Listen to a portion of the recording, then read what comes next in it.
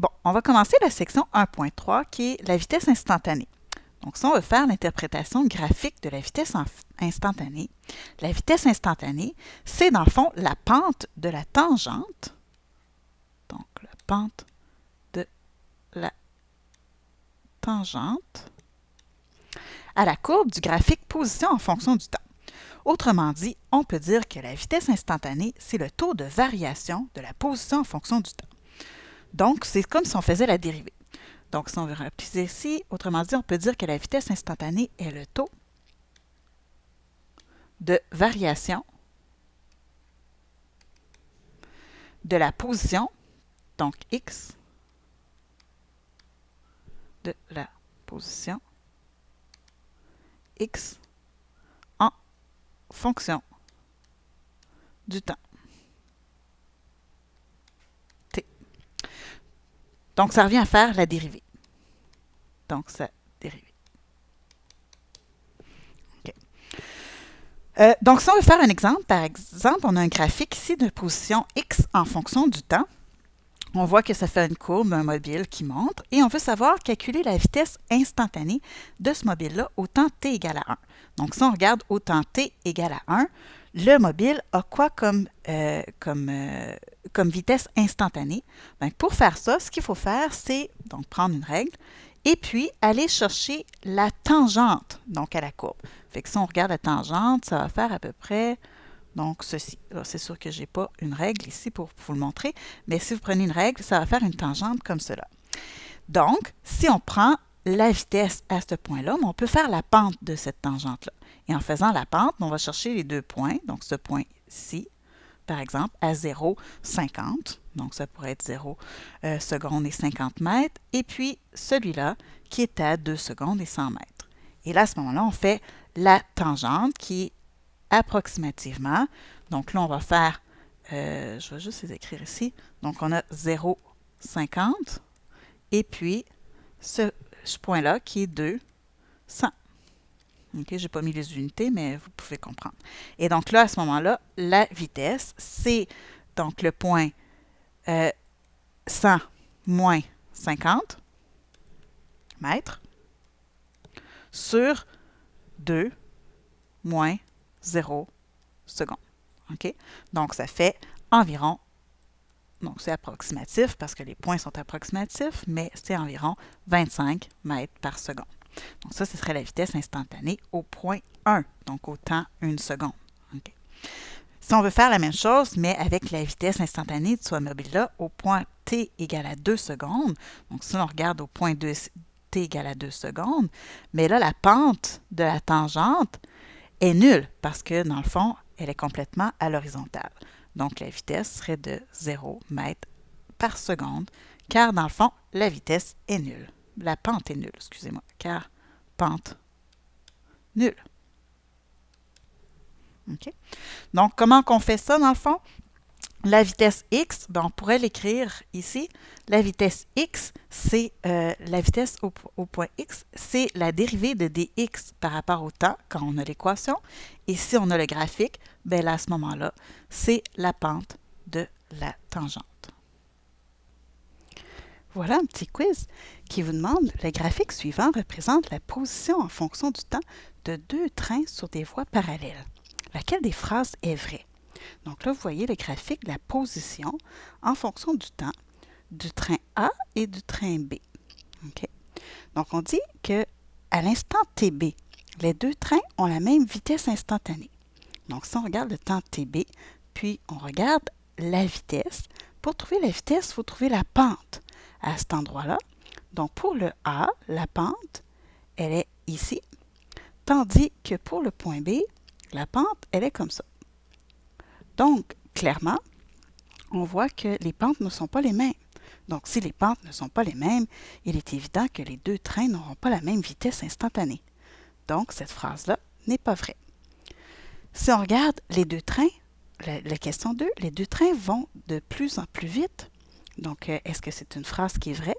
Donc, si on regarde le train A, bien, on voit tout de suite que le train A, sa pente est constante tout le long du mouvement.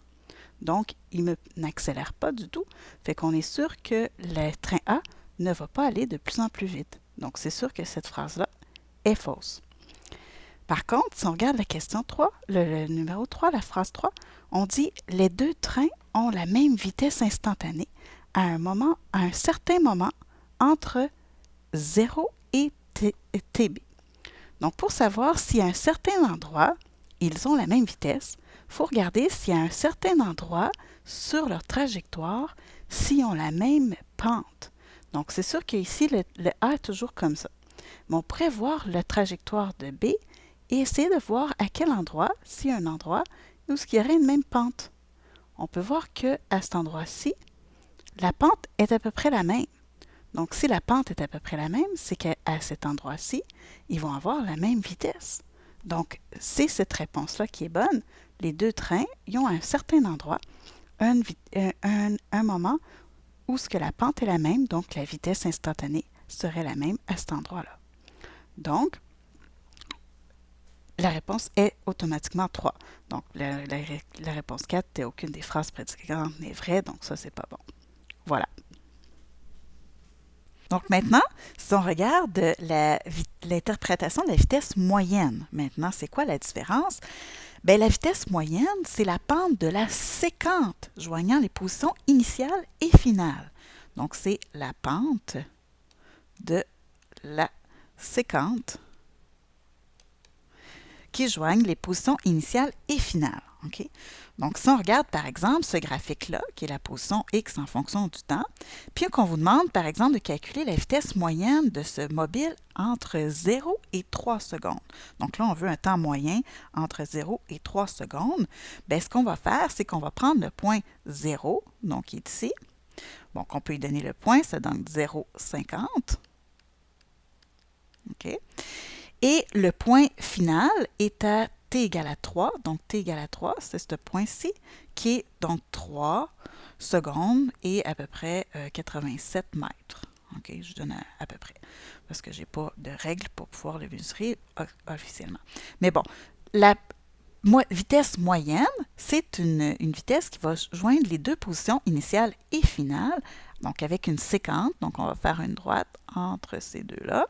OK, qui va donner donc la pente de séquente. Et donc là, on peut calculer la vitesse moyenne en faisant donc Vx moyen, qui va donc être égal à x final moins x initial, donc x moins x0, là j'aurais pu écrire ça ici comme ça aussi, sur t final moins t initial. OK, donc ça on fait en calcul.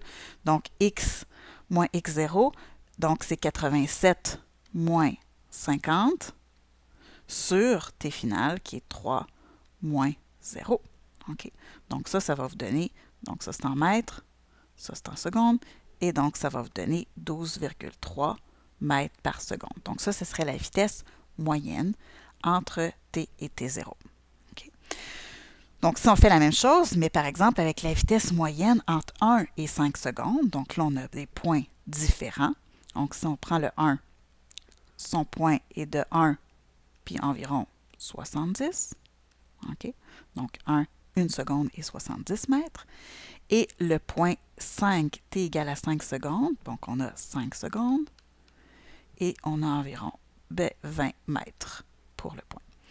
Donc, si on fait la même chose, mais qu'on fait maintenant la vitesse moyenne de ce point-ci, donc là, x moins x0 sur t moins t0, OK? Donc, ça nous donne environ 20 moins 70 sur 5 moins 1. Donc, environ moins 12,5 mètres par seconde. OK? Donc, globalement, pourquoi il y a un moins ici? Qu'est-ce que c'est la différence? Donc, dans le fond, si on fait la pente de cette séquente-là, on voit que la pente est descendante. Donc, elle va vers le négatif. Donc, ça veut dire que le mobile, il a reculé entre 1 seconde et 5 secondes. Donc, globalement, entre 1 seconde et 5 secondes, le module aurait reculé. Okay. Donc, si on regarde l'exemple à la page 36 de votre livre, vous pouvez voir, dans le fond, un mobile qui monte une pente et qui redescend. Donc, le mobile va monter au point A, va aller jusqu'au point B et va se mettre à redescendre vers le point C. On vous dit dans ces exemples-là, donc savoir comment déduire la vitesse en fonction du temps en reconnaissant la position en fonction du temps de ce mobile-là, donc du skate. Si on regarde le graphique de X en fonction du temps, donc la position en fonction du temps, le mobile est en train de monter, donc il monte en position X, il arrive à une position la plus haute et redescend en fonction du temps. OK, donc c'est ce qui se passe en X. Si on veut faire le graphique de la vitesse en fonction du temps à partir de ça, bien, ce qu'on va faire, c'est la pente de la séquente. Donc, on regarde au point A, on fait la séquente de ce point-là pour trouver la vitesse instantanée au point A. Quand on fait la position, donc là, je ne le ferai pas avec vous, mais il est écrit dans votre livre, si vous regardez à la page 37, on fait le calcul de la vitesse VA et ça donne 0,5 comme pente. Donc, si on prend le point et on fait la séquence de ça, ça nous donne 0,5. Ça fait en sorte qu'on peut calculer la pente. On peut mettre le point, la vitesse instantanée, à 0,5. On fait la même chose avec B. Donc, la B, la pente, la séquence est nulle. On voit bien parce que la pente, elle est horizontale. Donc, ça veut dire qu'on a une vitesse nulle. Et donc, sur le point de vitesse en fonction du t, on va avoir 0 comme point pour la vitesse à 2 secondes. Au point C, donc, elle est en train de redescendre. Et donc, si vous faites le calcul, donc, vous avez à 0, moins 3, et puis en fait, c'est pas celui-là, excusez-moi. Mais on fait la pente et va devenir négative. Si on regarde la pente au point D, c'est ce qui a été fait dans votre livre. Donc, si vous regardez à page 37, on peut voir que c'est entre 0 et puis, donc vous avez à 0, moins 3 divisé par 5,4 moins 3,4 et ça va donner une pente de moins, donc une vitesse de moins 1,5 instantanée. Donc, elle est négative. C'est normal parce que donc la pente, elle se déplace vers les x négatifs. Donc, c'est pour ça que la vitesse, elle est négative. Et donc, on voit que ça forme une très bonne ligne droite. Donc, la vitesse en fonction du temps est descendante comme celle-ci. Donc, la vitesse va aller de plus en plus bas et ensuite, à 0, elle se met à réaugmenter, mais dans les négatifs. Donc, la vitesse augmente, mais dans les négatifs. Okay. Donc, maintenant, si on veut faire partir du graphique de vitesse en fonction du temps et trouver le graphique de la position en fonction du temps, bien, qu'est-ce qu'il faut faire? Il faut, en fait, faire l'inverse. Il faut, à ce moment-là, intégrer. Okay. Donc, il faut intégrer. Désolée. Donc, il faut intégrer. Si on regarde, par exemple, si on fait un mouvement à vitesse constante, donc là, ici, mettons qu'on regarde la vitesse, puis on regarde un mouvement qui est à vitesse constante. En vitesse constante. Donc là, on aurait un graphique qui aurait plutôt l'air de cette allure-là. Donc, une vitesse qui est toujours la même, donc qui est constant en fonction du temps. OK? Donc, si on veut trouver la position, qu'est-ce qu'on peut faire? Bien, tout simplement, on peut aller chercher l'air sous la courbe. Donc, on va regarder sur un intervalle de temps, delta t, okay, la vitesse Vx ici. Et si on fait l'air sous la courbe, bien, on se rend compte que la vitesse Vx, c'est delta x sur delta t. Ce qui veut dire que delta x, c'est dans le fond la vitesse Vx fois le temps delta t. Donc, le déplacement va correspondre à l'air sous la courbe. Donc, le déplacement correspond, bon, excusez-moi, c'est un D, correspond à l'air sous la courbe. OK? Donc, si on fait la même chose, mais que là, le mouvement est une vitesse qui n'est pas constante, donc vitesse non constante,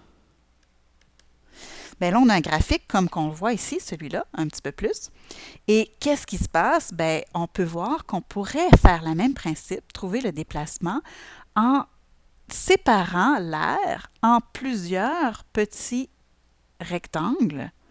Donc, on fait des rectangles comme ceci. On sépare l'air complètement en petits rectangles. Ensuite, ce qu'on fait, donc ici, on fait le même principe, mais vers le bas, toujours par rapport à l'axe des x. Hein? Par rapport à l'axe 0, c'est-à-dire, donc lui, il serait vers le bas. Et le delta x va donc être l'air comprise entre la courbe Donc, les delta x, c'est l'aire comprise sous la courbe de Vx en fonction de t. OK? Donc, qu'est-ce qu'il faut faire? C'est prendre chacun des petits rectangles et ensuite les additionner. Donc, on sépare l'aire en petits rectangles infinitésimales, on les additionne, tous ces petits rectangles-là, ça correspond à faire une intégrale. Donc, on fait une intégrale. OK? Donc, c'est ça que ça produit. Voilà.